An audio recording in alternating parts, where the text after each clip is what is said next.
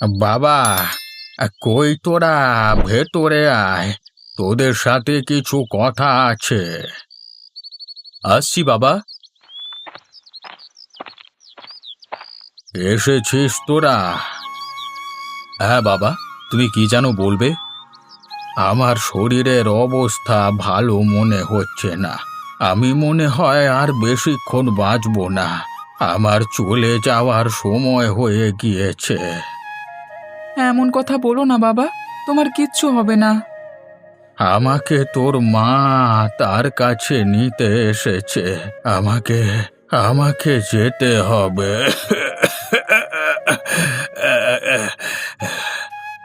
তুমি তুমি চলে গেলে আমরা 5 ভাই কাকে নিয়ে থাকবো? কাকে বাবা বলে ডাকবো? মৃত্যুর আগে তোরা আমাকে একটা কথা দিবি। কি কথা বাবা, বলো। তোরা আমাকে কথা দে, আমি মারা যাবার পর তোরা সবাই একসাথে থাকবি, কেউ আলাদা হবি না। কথা দে। বাবা, তুমি বেশি কথা বলো না, সবকিছু ঠিক হয়ে যাবে। না বাবা, তোরা আমাকে কথা দে, তোরা কখনো আলাদা হবি না, না হলে আমি মরেও শান্তি পাবো না রে। কথা দিলাম বাবা, আমরা কখনো আলাদা হব না। কথা দিলাম বাবা। হ্যাঁ বাবা, কথা দিলাম। এখন আমি নিশ্চিন্তে চলে যেতে পারবো।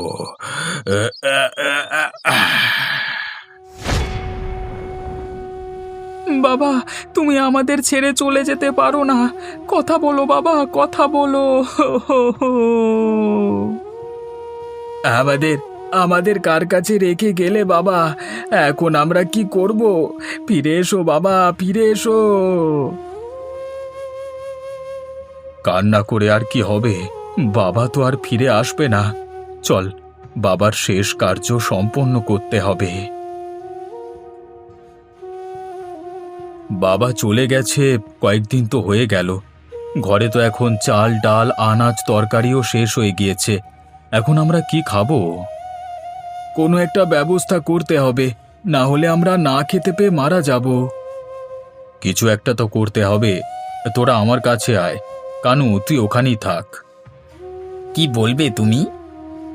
আমরা সবাই মিলে কানুকে দিয়ে সকল কাজ করাবো।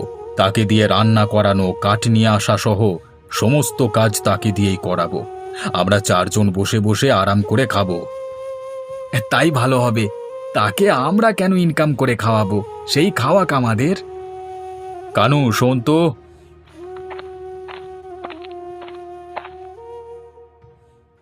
বলো দাদা। ঘরে অল্প কিছু চাল ডাল আছে, তুই গিয়ে রান্না করে ফেল।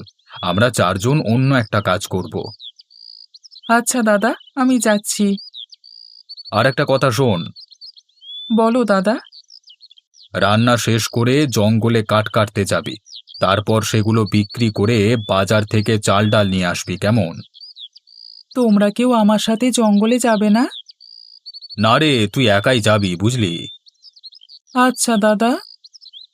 রান্না শেষ হয়ে গেলে আমাদের ডেকে নিবি, আমরা এখানেই বসে আছি। ঠিক আছে দাদা। দাদা, আমরা কি কাজ করব?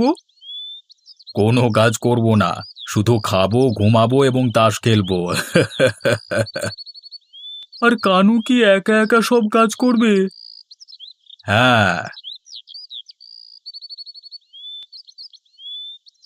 দাদা, তোমরা ঘরের ভেতরে চলে আসো, রান্না হয়ে গিয়েছে।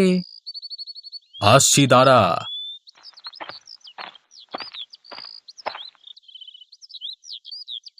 এত তাড়াতাড়ি তো রান্না হয়ে গিয়েছে? হ্যাঁ দাদা। তোর কাজে আমরা খুশি হয়েছি, এভাবেই কাজ করে যা। নে, এবার খেতে বেড়ে দে দেখি। দিচ্ছি দাদা।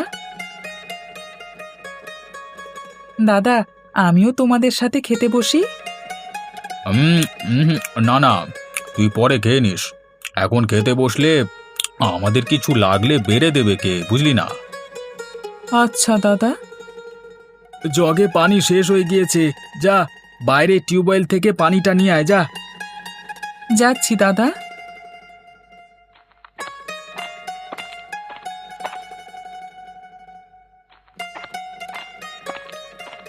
নিয়ে এসেছিস? আরে গ্লাসে ঢেলে দে, গলা যে শুকিয়ে গেছে, দাঁড়িয়ে আছিস কেন? এই যে দাদা দিচ্ছি। তা তুই জঙ্গলে যাবি কখন? এই তো দাদা, খেয়ে তারপরে চলে যাব। আচ্ছা আচ্ছা, ঠিক আছে। নে, আমাদের খাওয়া শেষ। তুই এখন খেয়ে নিয়ে বাসনপত্রগুলো ধুয়ে পরিষ্কার করে ফেল। এ কি দাদা, পাতিলে তো আর অল্প কিছু ভাত এবং ডাল পড়ে আছে। যা আছে তাই খেয়ে নে, বেশি কথা বলিস না। ঠিক আছে দাদা।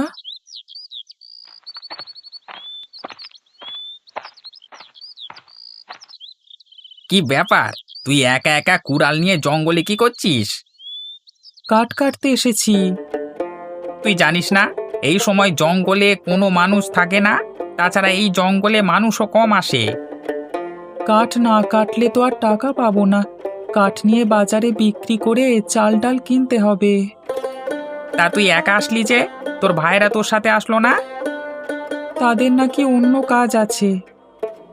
ও, তা বেশিক্ষণ এই জঙ্গলে থাকিস না বাবা। শুনেছি এই জঙ্গলে ভয়ঙ্কর সব প্রাণীরা বসবাস করে, মানুষ দেখলে খেয়ে ফেলে। হ্যাঁ হ্যাঁ। আমার কিছুই হবে না, তুই বাড়ি যা। আচ্ছা, তুই তাহলে থাক, আমি চলে গেলাম, কেমন?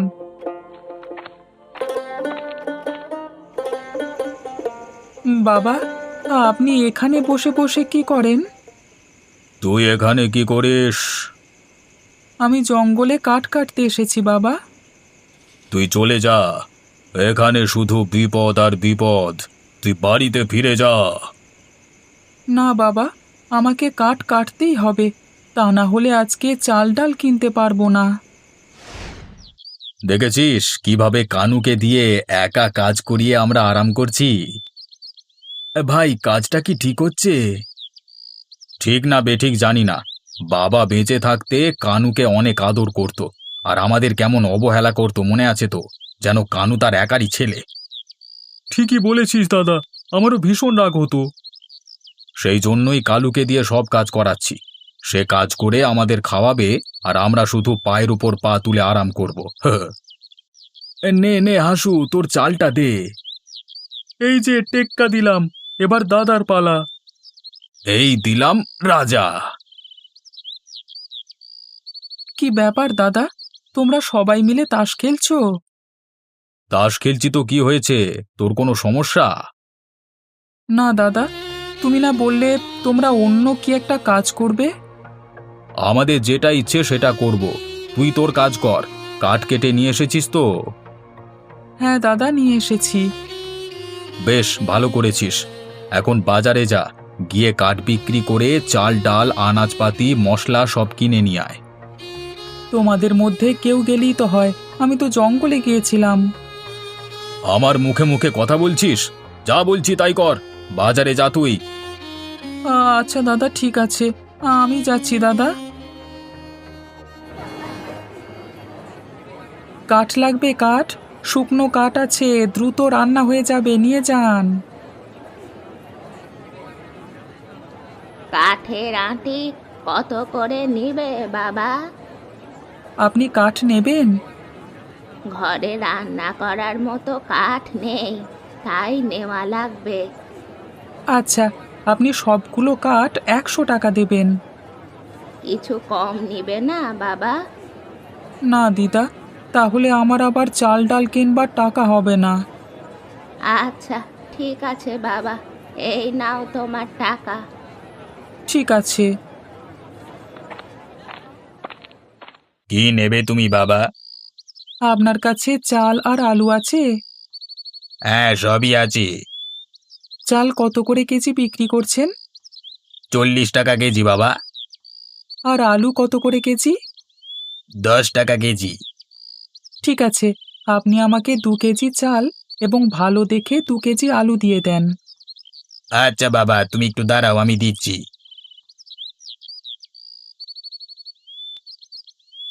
কি ব্যাপার দাদা, তোমরা এখনো ঘুমিয়ে আছো কেন? ঘুমিয়ে থাকলে তো সমস্যা কোথায়? তুই কাঠ বিক্রি করে চাল ডাল কিনে নিয়ে এসেছিস তো? হ্যাঁ দাদা, নিয়ে এসেছি। ভালো করেছিস। এখন তুই রান্না বসিয়ে দিকে যা। ঠিক আছে, বসিয়ে দিচ্ছি। তোমাদের মধ্য থেকে কেউ ঘরটা ঝাড়ু দিয়ে দাও। কি বললি? আমরা ঘর ঝাড়ু দেব? তোর সাহস তো অনেক বেড়ে গিয়েছে। আমাদের ঘর ঝাড়ু দিতে বলছিস? চুপচাপ ঘর ঝাড়ু দে তুই। তোমরা তো সারাদিন বসেই থাকো, একটু কাজ করলেও তো পারো নাকি? আমরা কি করব না করব সেটা আমরা বুঝবো। তুই এত কথা বলছিস কেন? বেশি কথা বললে বাড়ি থেকে বের করে দেব। ভুল হয়ে গেছে আমার, আর হবে না। মনে থাকে যেন। মনে থাকবে। এখন যা, রান্না বসিয়ে দে। রান্না হয়ে গেলে ডাক দিবি। তার আগে আর ডাকাডাকি করবি না। ঠিক মতো ঘুমাতে দে আমাদের। আচ্ছা দাদা।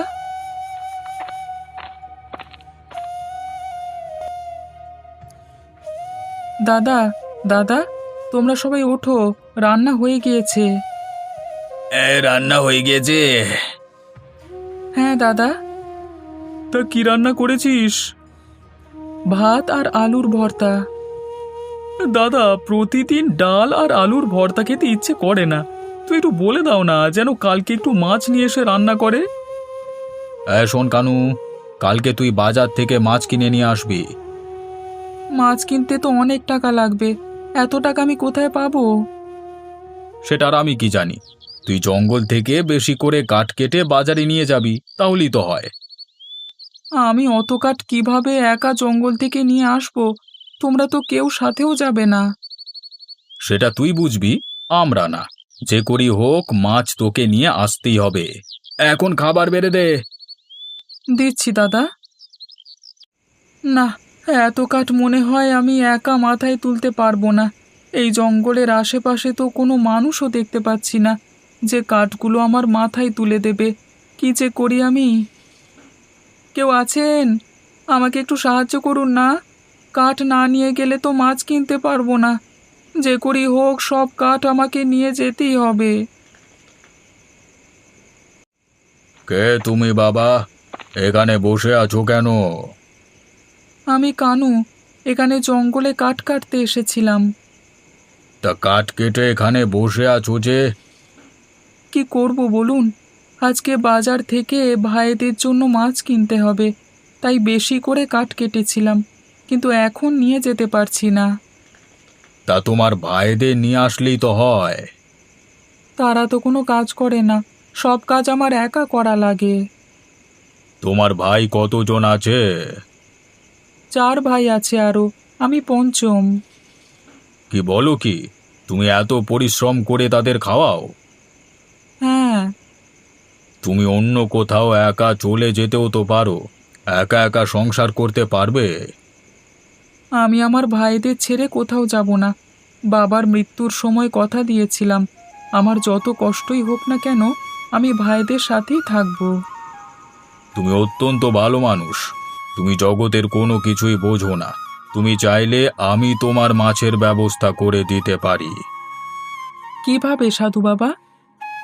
আমার পেছনের যে পাহাড়টা দেখতে পাচ্ছ, ওটা জাদুর পাহাড়। এখানে শুধু তোমার মতো মানুষই তার ভেতর থেকে সোনা দানা নিতে পারবে। তুমি মাছ কিনবার জন্য 2টো সোনার পয়সা নিতে পারো। আচ্ছা।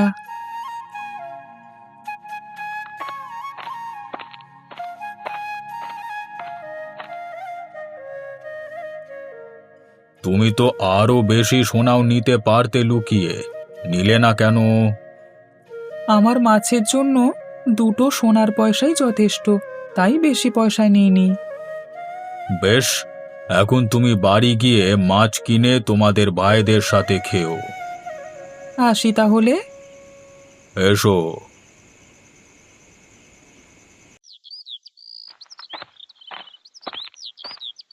কিরে, আজকে খালি হাতে ফিরে আসলি যে? কাঠ কোথায়? আজকে কোনো কাঠ নিয়ে আসিনি। তাহলে মাছ কিনে নিয়ে আসবি কি করে? তোর মাথা দিয়ে? তুই কোন সাহসে কাঠ না নিয়ে বাড়িতে আসলি? এই, কাঠ বিক্রি ছাড়াই আজকে মাছ কিনে নিয়ে আসবো। আরে কিভাবে তুই কাঠ বিক্রি করা ছাড়া মাছ কিনে নিয়ে আসবি? টাকা কোথায় পাবি? এই দেখো। দেখি দেখি, এটা কি তোর হাতে? পয়সা। আরে এ তো সোনার পয়সা। তুই এই সোনার পয়সা কোথায় পেয়েছিস? নিশ্চয়ই কোথাও থেকে চুরি করেছিস। না দাদা, জঙ্গলে এক সাধু বাবা আমাকে এর সন্ধান দিয়েছে। আমি অনেক সোনার মধ্য থেকে এই দুটো সোনার পয়সা নিয়ে এসেছি। অনেক অনেক সোনা মানে মানে মানে আরো আরো সোনা আছে? হ্যাঁ হ্যাঁ। আমাদের ঘরের থেকেও বিশাল সোনার স্তূপ। বলিস কি? কোথায় এত সোনা রাখা আছে? জঙ্গলের ভেতরে একটা জাদুর পাহাড় আছে, তার ভেতরেই সোনা রয়েছে। তুই আমাদের সাথে চল, সব সোনা আমরা নিয়ে আসবো। চল না রে। না দাদা, এত লোভ করো না। আমাদের দুটো সোনার পয়সা দিয়েই মাছের ব্যবস্থা হয়ে যাবে। মাছ দিয়ে আমাদের হবে না, আমরা রাজা হব রাজা। তুই চল আমাদের সাথে, চল। না দাদা, আমি যাব না। না গেলে আমরা চারজনই যাব, আমরা বড় লোক হব। চলো দাদা, চলো। তোমরা যেও না দাদা, তোমাদের পায়ে পড়ি, সেখানে তোমরা বিপদে পড়বে। তোর কোনো কথাই আমরা শুনবো না, আমরা যাবই। না, আমি ওদের আটকাতে পারলাম না। দাঁড়াও, তোমরা চারজন কোথায় যাচ্ছ? আমরা চারজন পাহাড়ের ভেতরে যাব। আপনি কে? আমি এক অধম ব্যক্তি। তোমরা এখানে কি করো? কিছুক্ষণ আগে আপনি যে ছেলেটিকে সোনার পয়সা দিয়েছেন, আমরা তার বড় ভাই। ও আচ্ছা, তোমরাই সেই চার ভাই যারা কোনো কাজ না করে ছোট ভাইকে দিয়ে সব কাজ করাও। তোমরা বসে বসে খাও, তাই তো? তাতে আপনার কি? আমাদের ভাই আমরা বুঝবো, আপনি এখান থেকে যান, আমরা পাহাড়ের ভেতরে যাব। পাহাড়ের ভেতরে কোনো অপবিত্র বা পাপী মানুষ প্রবেশ করলে আর বের হতে পারে না, তারা ভেতরে আটকে মারা যাবে। আমাদের আপনি কোনো কথা বলি আটকাতে পারবেন না, আমরা যাবই। সাবধান করে দিলাম, তোমরা ভেতরে প্রবেশ করো না।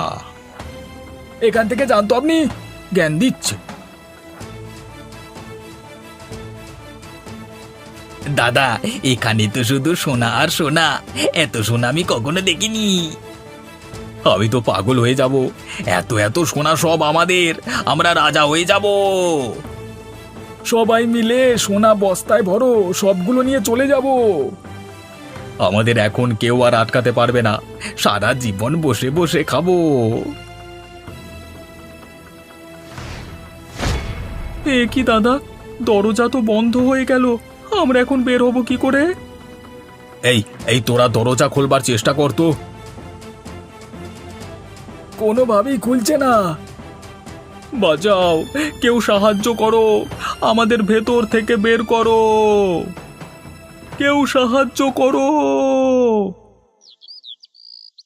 দাদাদের কত করে বললাম, বেশি লোভ করো না, পাহাড়ে যেও না। তারা কোনো কথা শুনল না, তারা এখনো ফিরল না। কোনো বিপদে পড়ল না তো? মনে হয় তারা সকালের মধ্যে চলে আসবে। সকালে না ফিরলে আমি জঙ্গলে গিয়ে তাদের ফিরিয়ে নিয়ে আসব।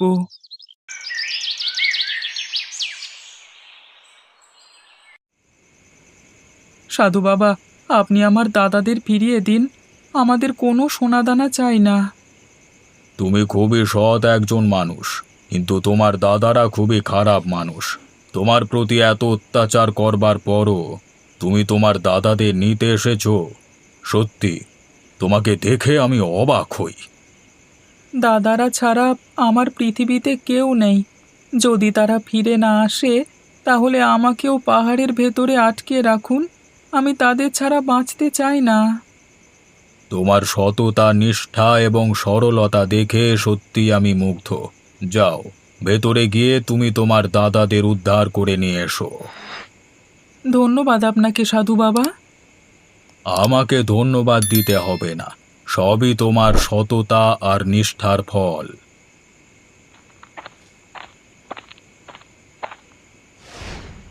তুই এসেছিস, আমাদের দয়া করে বের করে নিয়ে যা। হ্যাঁ রে ভাই, বের করে নিয়ে যা আমাদের। তোমরা চিন্তা করো না, তোমাদের নিয়ে যেতেই আমি এসেছি। তোমরা সব সোনাদানা এখানে রেখে একে একে বের হও।